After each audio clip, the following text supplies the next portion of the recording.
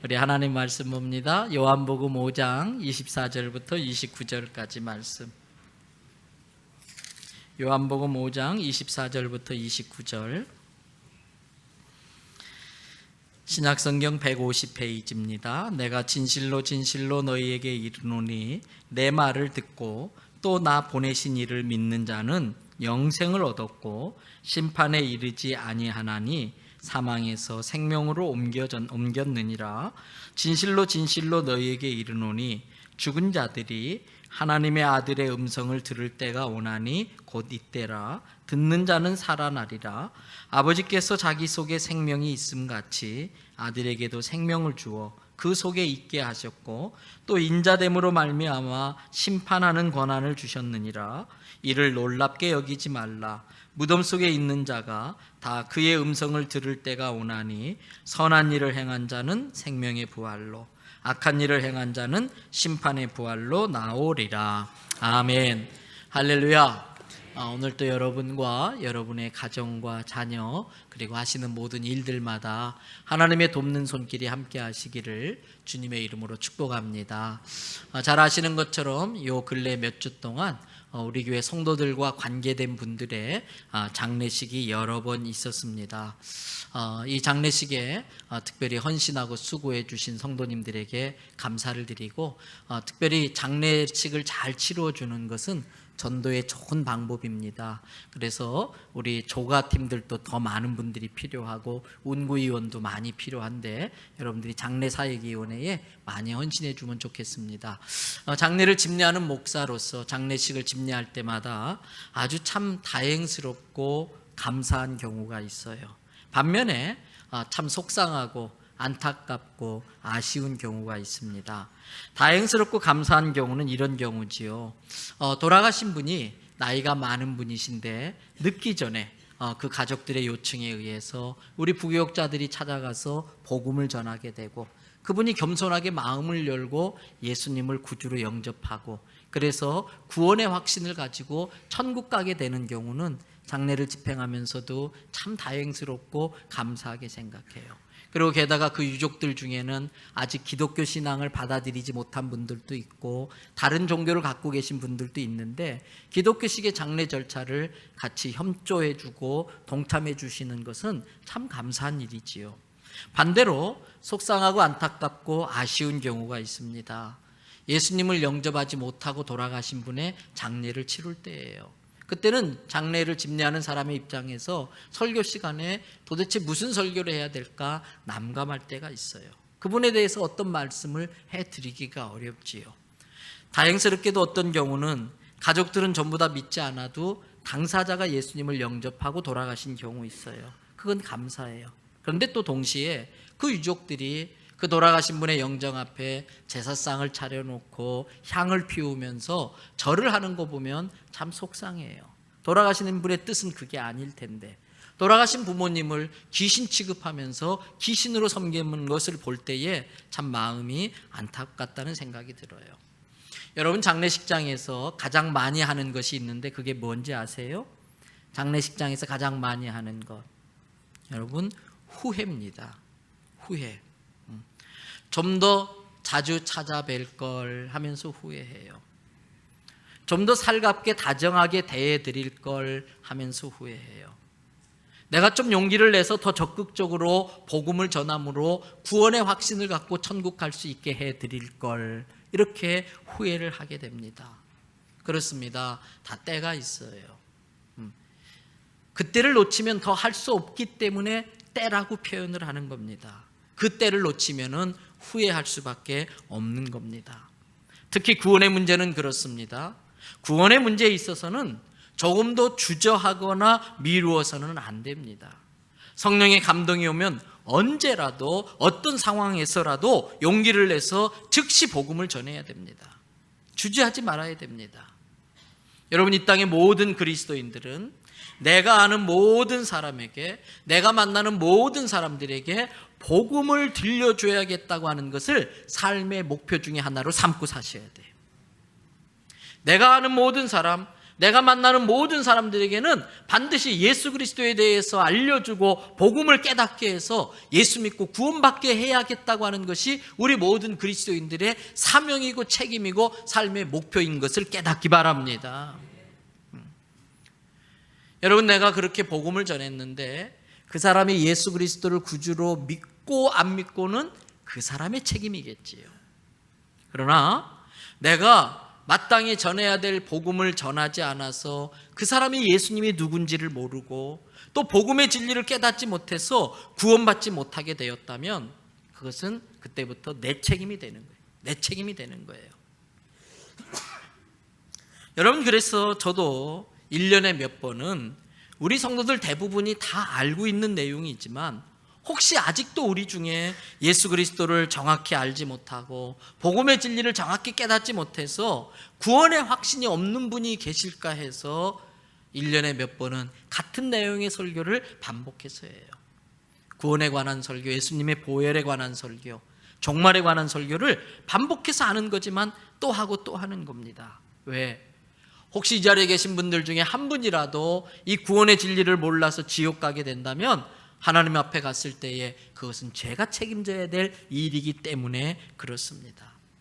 여러분, 우리 교회가 있는 이 남구와 부산은 지옥 가기가 어려운 동네로 만드시기를 바랍니다. 우리 교회가 있는 이 남구와 부산은 누구든지 원하기만 하면 천국의 길로 인도함 받을 수 있는 그런 동네로 만들 수 있기를 바랍니다. 오늘 설교의 제목이 뭡니까? 오늘 설교의 제목, 당연한 일, 놀랄 일. 뭐 대단한 내용 아니에요. 이런 의미예요. 우리처럼 예수 그리스도를 구주로 깨닫고 예수님을 믿고 마음의 구주로 영접한 사람은 구원이 너무나 당연한 일이라는 거예요. 구원이 너무나 당연한 일이라는 거예요. 그러나 아직 예수님이 누군지 모르고 예수님이 구세주인 걸 깨닫지 못하고 죽음을 맞이한 사람들에게는 죽음 이후에 일어나는 일들이 너무나 놀라운 일이에요. 공포 그 자체예요. 죽음 이후에 일어나는 일이 너무나 두렵고 무서운 일이에요. 아주 오래전 일입니다. 제가 아는 권사님께서 돌아가시게 돼서 그 자녀들이 저에게 연락을 해서 가서 기도를 해드리게 됐어요. 들어갔는데 이 권사님께서 얼굴이 하얗게 질려가지고 막 인상을 쓰면서 너무 괴로워하면서 숨을 못 놓으시는 거예요. 하는데도 숨을 못 놓으시는 거예요.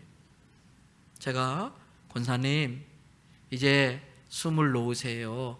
편안하게 주님 품에 가서 안기세요. 그런데도 못해요. 계속 하면서 막 공포에 질려가지고 그 순간 제 마음에 아차하는 생각이 들었어요. 그래서 짧은 시간에 예수님을 믿는 믿음으로 구원받는 것에 대해서 설명을 해드렸어요. 그리고 다시 한 번 더 신앙을 고백하는 기도를 따라하게 했어요. 여러분, 그랬더니 이분께서 휴 하면서 고개를 끄덕끄덕 하더니 휴 하면서 숨을 탁 놓고 가시는 거예요. 당연히 구원의 확신이 있었던 분이었어요. 그러나 죽는 순간 자기의 삶을 돌아보니까 자기가 살아왔던 삶을 생각하면 구원받을 만한 자격이 없다는 것이 생각난 거예요. 그것을 놓치지 않고 원수마귀가 확 달라붙어가지고 그 구원의 확신을 흔들어버리고 마는 겁니다. 그래서 제가 설명했습니다. 권사님, 우리의 어떤 선한 행동으로도 구원받을 수 없고요, 우리의 어떤 노력으로도 구원받는 게 아닙니다. 어떤 공로가 있어서 구원받는 게 아니라 오로지 하나님의 사랑으로, 하나님의 은혜로 우리가 구원받는 걸 믿으셔야 됩니다. 그러면서 복음의 내용을 쭉 설명했더니 그제서 고개를 끄덕끄덕 하시더니 그리고 탁 숨을 놓으시고 주님 품에 가시는 거예요. 여러분, 왜 그 순간 그 권사님이 그렇게 공포에 질려서 숨을 놓지 못했을까요? 구원에 대한 믿음, 구원에 대한 확신이 없는 사람에게는 그 죽음의 순간이 너무나 끔찍해요. 그 앞이 캄캄한 거예요. 천길만길 흑암의 깊은 수렁이 그 앞에 있는데 거기에 빨려 들어가는 그 두려움, 그래서 거기에 빨려 들어가지 않으려고 어떻게 해서 헉헉거리면서 버티고 있는 겁니다. 그 두려움은 말로 표현할 수가 없는 거지요. 그러나 구원의 확신, 구원의 믿음이 있는 사람은 그 죽는 순간에 자기 앞에 환한 밝은 빛이 비쳐. 그리고 길이 앞으로 쫙 나 있는데 천국을 향한 길이 쫙 나 있고 그 끝에 흰 옷 입고 계신 우리 예수님께서 두 팔을 벌리면서 내가 오기를 기다리고 계시는 거예요. 그 순간이 얼마나 아름답든지, 그 순간이 얼마나 평안한지 아주 담대하게 편안하게 주님 품에 안기는 느낌으로 마지막 숨을 놓는 것입니다.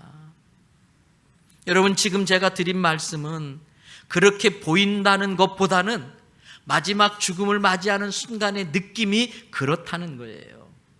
왜 이 말씀 드리느냐?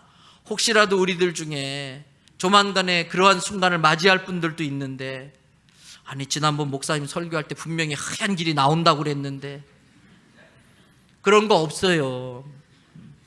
그런 느낌으로 느껴진다는 거예요. 물론 어떤 특별한 분 경우에는 그런 환상들이 보일 수 있겠지만 우리의 구원은 현상이 아니라 믿음에 근거해야 될 줄로 믿습니다.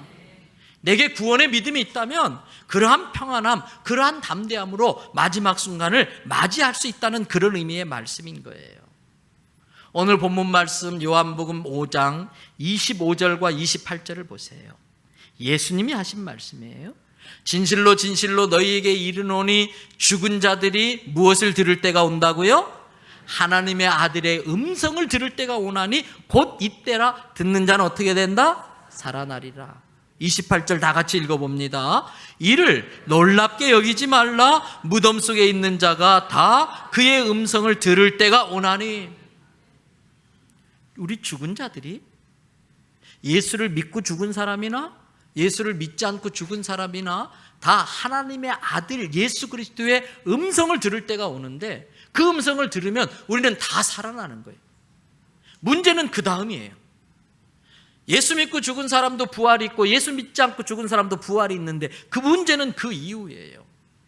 오늘 말씀은 이것을, 예수님의 음성을 듣고 죽은 자들이 살아나는 것을 놀라게 여기지 말아라. 놀랄 일이 아니라는 거예요. 당연한 일이라는 거예요. 이 예수님의 말씀은 우리에게 중요한 사실을 알려주는데, 이 예수님 말씀에 의하면은 죽음이 끝이 아니라는 거예요.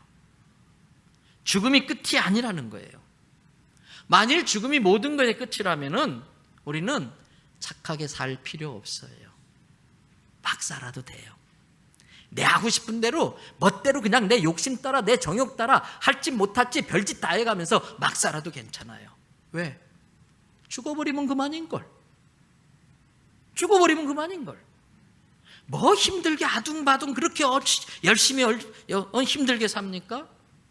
죽어버리면 끝인데. 그런데 아니에요. 성경은 죽음이 끝이 아니라는 겁니다. 죽음 뒤에는 놀라운 일이 있어요. 하나님이 정한 때가 되면 하나님의 아들 예수 그리스도께서 이 땅에 천사장의 나팔 소리와 함께 재림의 주, 심판의 주로 임하실 텐데, 일어나라! 일어나라! 그때 예수 믿고 죽은 사람도 예수 믿지 않고 죽은 사람도 다 일어나요. 그리고 29절 같은 일이 일어나기 시작해요. 29절 말씀 다 같이 함께 읽도록 하겠습니다. 선한 일을 행한 자는 생명의 부활로, 악한 일을 행한 자는 심판의 부활로 나오리라. 선한 일을 한 사람은 생명의 부활로, 악한 일을 한 사람에게는 심판의 부활로 부활합니다. 그런데 여기서 우리는 이 선한 일과 악한 일이 무엇이냐 하는 거예요. 우리가 생각하는 거짓말하고 욕하고 도둑질하고 미워하고 시기하고 질투하고 이게 악한 일이 아니라는 거예요. 우리가 생각하는 어려운 누군가를 도와주고 많은 선행을 베풀고 이게 선한 일이 아니라는 거예요. 성경이 말하는 악한 일과 선한 일은 차원이 달라요. 성경에서 말하는 선한 일은 예수님을 믿는 것을 선하다 이야기해요. 성경에서 말하는 악한 일은 예수님을 믿지 않는 것이 악한 일이라는 거예요. 그러면 교회를 다니는 우리들은 뭐 그렇다고 치고 받아들일 수 있을지 모르겠어요. 그러나 교회 안 다니는 사람들의 입장에서 볼 때는 야, 너네 기독교인들 너무 독선적이다. 왜 너네들이 믿는 예수를 믿어야 선한 일이고 그 예수를 믿지 않으면 악한 일이라고 그렇게 말하느냐. 그건 너무 독단적이지 않느냐. 이렇게 따지고 들 수 있을 거예요. 여러분, 그러면 이렇게 생각해 보십시다. 자식이 부모에게 지을 수 있는 제일 큰 죄는 뭘까요? 자식이 부모에게 지을 수 있는 제일 큰 죄는 뭘까요? 못된 짓 하고 아주 부모에게 대들고 가출하고 나가서 나쁜 친구들하고 어울려서 도둑질하고 못된 짓이지요. 나쁜 짓이지요. 불효지요. 부모의 가슴에 못 박는 일이지요. 근데 그거보다 더 큰 죄가 있어요. 당신 내 아버지 맞아? 당신 내 어머니라는 증거 있어? 당신이 어떻게 내 아버지 내 어머니야? 이것처럼 불효는 없어요. 이것처럼 불효는 없어요. 자기 부모를 자기 아버지를 아버지로 인정 안 하고 어머니를 어머니로 인정 안 하는 것처럼 이것처럼 불효는 없어요. 여러분, 집에서 개를 키우는 분들이 있어요. 화단을 아주 예쁘게 갖고 놓는데 어느 날 나갔다 왔더니 이 개가 자기 뼈다귀를 묻느라고 화단을 다 파헤쳤어요.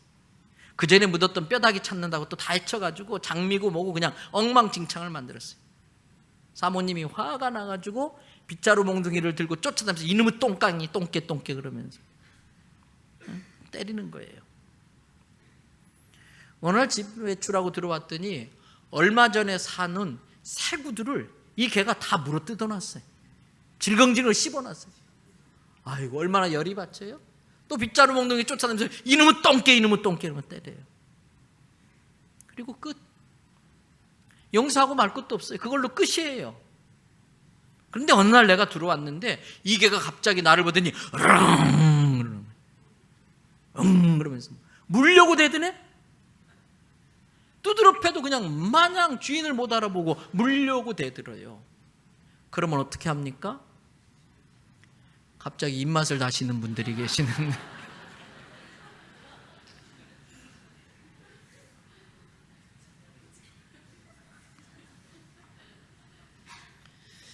사람이 지을 수 있는 가장 큰 죄는 하나님이 이 세상을 창조하셨다는 것.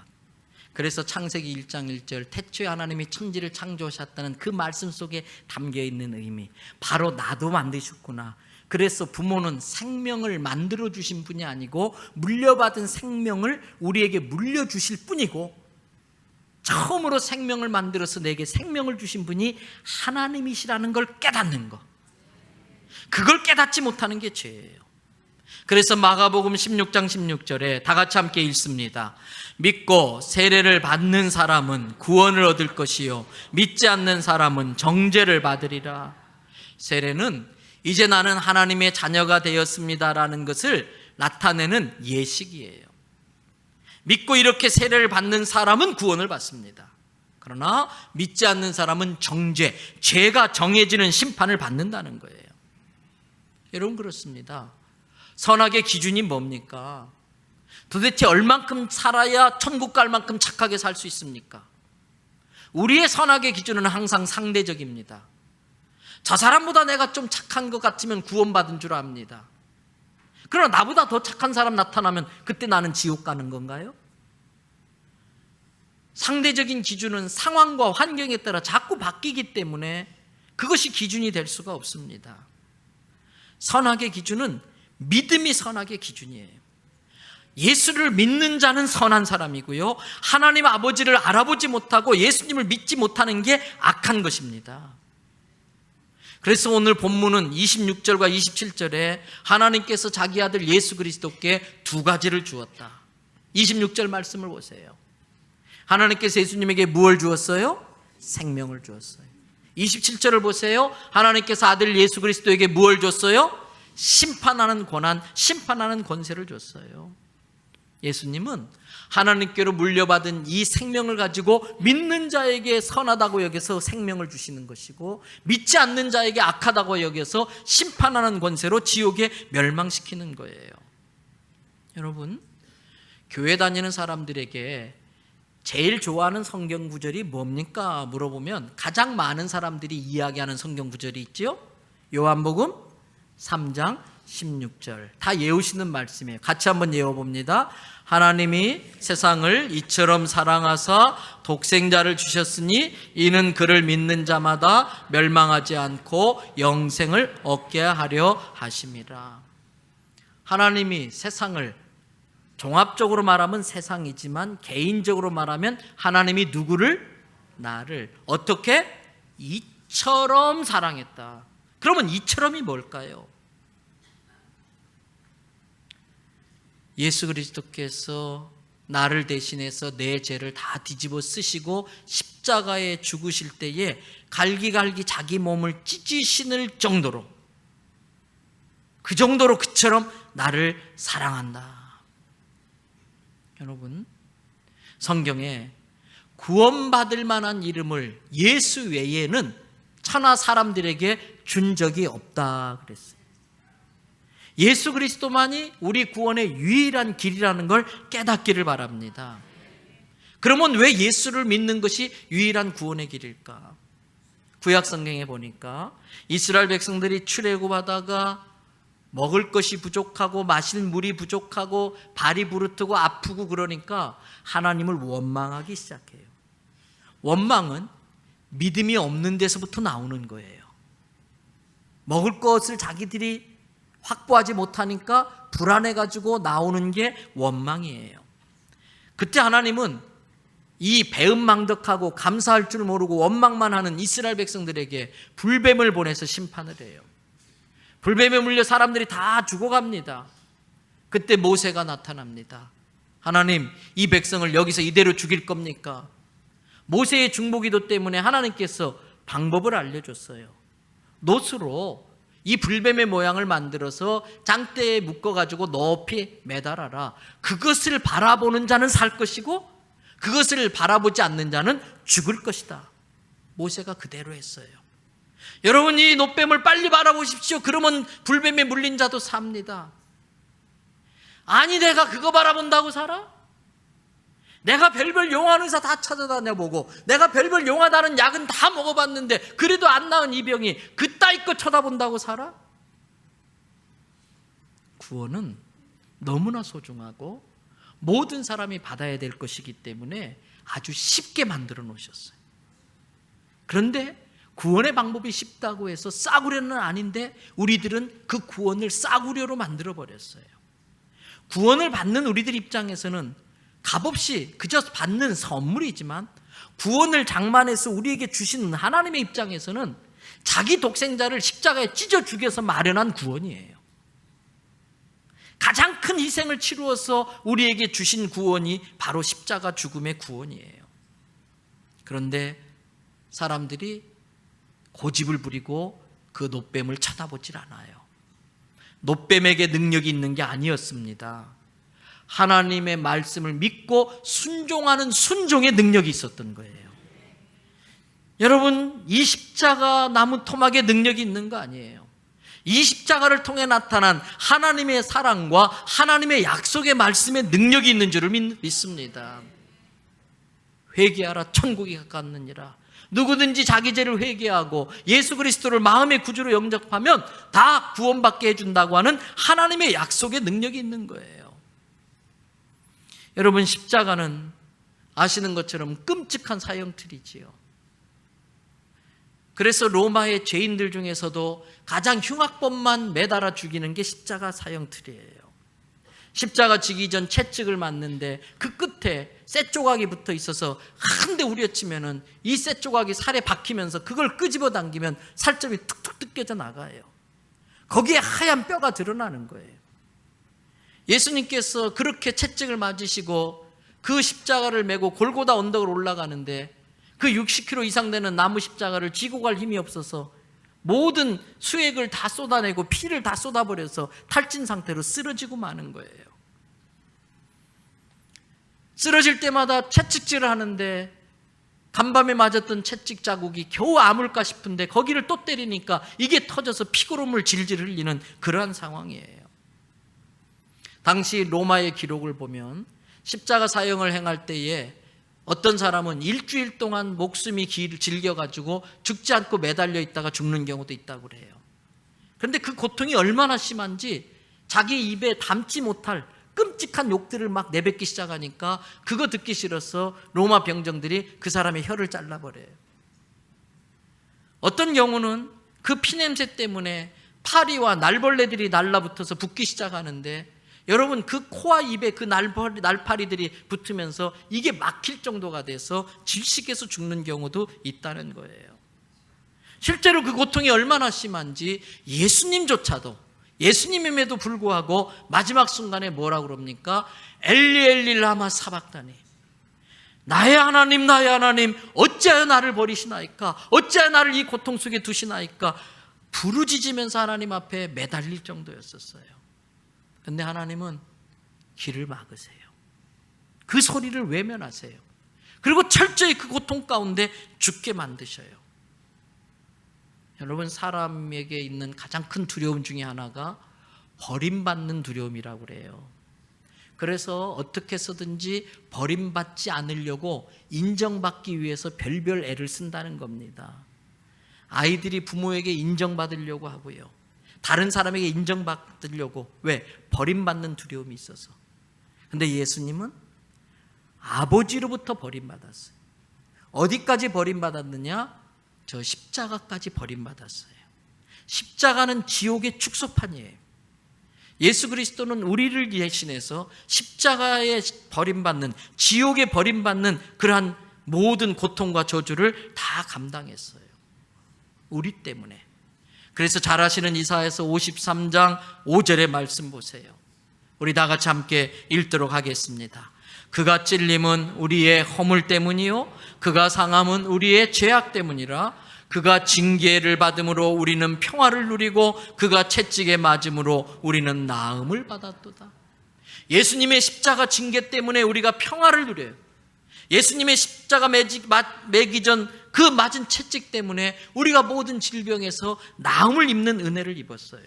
근데 그가 찔림은 우리의 허물 때문이다. 나의 허물 때문이다. 그가 상함은 공동체적으로는 우리의 죄악, 개인적으로는 내 죄 때문이다. 근데 이것을 깨닫지 못해요. 이걸 깨닫지 못해요. 어린 여자아이가 초등학교를 입학하게 됐어요. 엄마의 손을 잡고 입학을 했어요.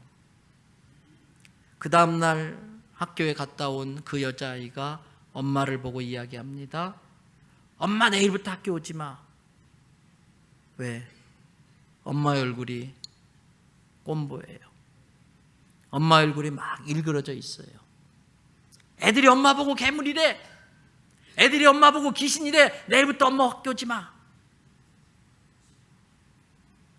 부끄럽고 창피한 거예요. 나중에 커서 알게 됐어요.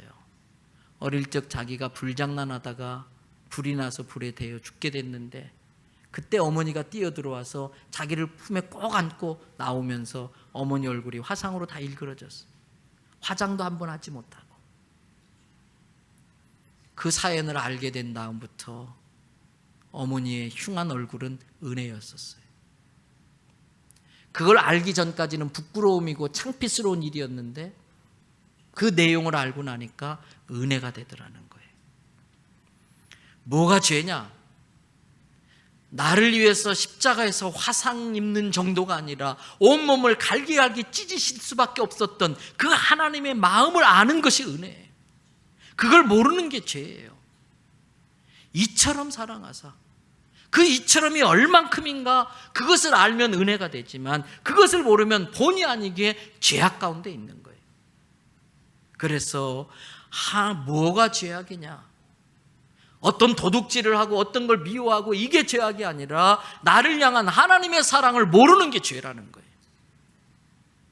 나를 향한 하나님의 사랑을 알면 그게 은혜인 것입니다. 우리가 굳이 도둑질하지 않으려고 노력하지 않아도 돼요.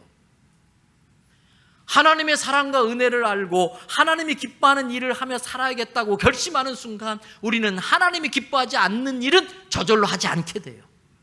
억지로 참고 버티면서 죄 안 짓는 게 아니라 하나님의 은혜를 알면 알수록 우리는 죄 안 짓게 되는 거예요. 그러므로 우리의 선행과 의로운 행위들은 구원받기 위한 자격을 갖추기 위한 스펙이 아니에요. 구원받을 자격이 없는 우리들, 용서받을 자격이 없는 우리가 하나님의 은혜로 용서받은 게 너무나 감사하고 기뻐서 하나님 기쁘게 해드리려고 착하게 살고 의롭게 사는 것이지, 그것이 구원의 조건은 아니에요. 그래서 하나님을 제대로 믿고 은혜가 뭔지 아는 사람은 점점 더 그 삶이 예수 그리스도를 닮아가는 거룩한 삶, 성화의 삶을 살게 되는 줄로 믿습니다. 에레미야 선지자는 눈물의 선지자예요. 하나님을 배신하고 우상을 섬기면서 그러다가 바벨론의 포로가 되는 그 이스라엘 백성을 보면서 에레미야 선지자는 하염없는 눈물을 흘려요. 그러면서 에레미야 31장 31절 이하에 이런 말을 합니다. 풀어서 읽어드립니다. 나는 너희의 남편이 되어서 품에 안아 너희를 사랑했노라. 하나님께서 이스라엘 백성을 향해 하는 말이에요. 나는 너희의 남편이 되어서 품에 안아 너희를 사랑했다. 나는 너희의 남편이 되어서 너희의 손을 붙들고 바른 길로 인도하기를 원했다. 그런데 너희는 나를 버리고 나를 배신하고 내 가슴에 못을 박고 나를 떠나가 버렸다. 이게 에레미야 선지자가 이스라엘 백성에게 하는 이야기예요. 그러면 그 다음에 어떤 내용이 이어져야 할까요? 상식적으로는 이제 나는 더 이상 못하겠다. 내가 그렇게까지 너희를 안고 너희를 품으려고 했는데도 내 가슴에 못을 박고 떠나버린 너희를 내가 더 이상 안아줄 수가 없다. 이제 나도 지쳤다. 나도 너희를 포기하겠다. 너희를 버리겠다. 이렇게 되어야 됩니다. 그런데 에레미야 31장 31절 이하를 계속해서 읽어보면 이렇게 나옵니다. 너희가 내게 가슴에 못을 박고 나를 배신하고 나를 떠났지만 그래도 나는 너희들을 포기할 수 없다. 그래서 내가 너희를 대신해서 너희가 죽어야 될 그 자리에서 내가 죽기로 결정을 했다. 너희가 맞아야 될 그 매를 내가 맞기로 결정했다. 내가 너희를 찢어 죽일 수 없어서 내 스스로 나를 찢어 죽이기로 했다. 우리를 찢어 죽일 수 없어서 하나님이 스스로 인간으로 오셔서 십자가에서 자신을 찢어 죽임으로 죄값을 지불해 주셨고, 그것을 믿는 자마다 어떤 죄라도 용서받고 구원받아 하나님의 자녀되게 해 주셨다고 하는 겁니다. 앞에서 읽었던 요한복음 3장 16절 많은 사람들이 좋아해요. 그런데 거기까지만 읽어요. 요한복음 3장 16절만 알지 그 이후에 나오는 17절과 18절은 잘 모르더라고요. 17절은 구원의 말씀이에요. 스크린 말씀 띄워주시고 같이 읽습니다. 다 같이 읽습니다.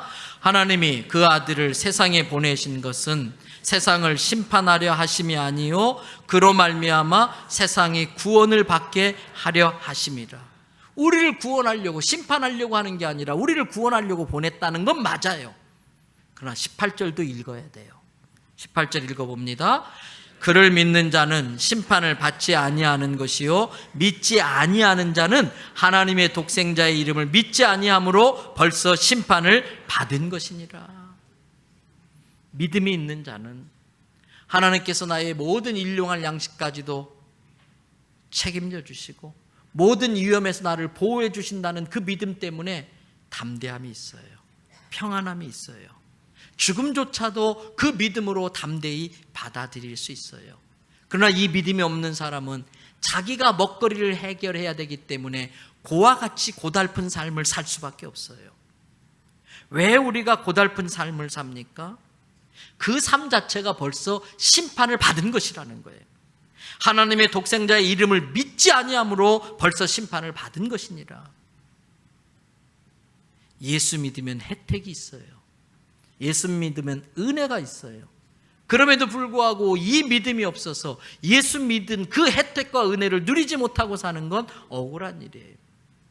믿음이 없어서 염려와 근심과 걱정과 불안과 두려움 속에 사는 것 자체가 심판받은 사람의 모습인 것이지요.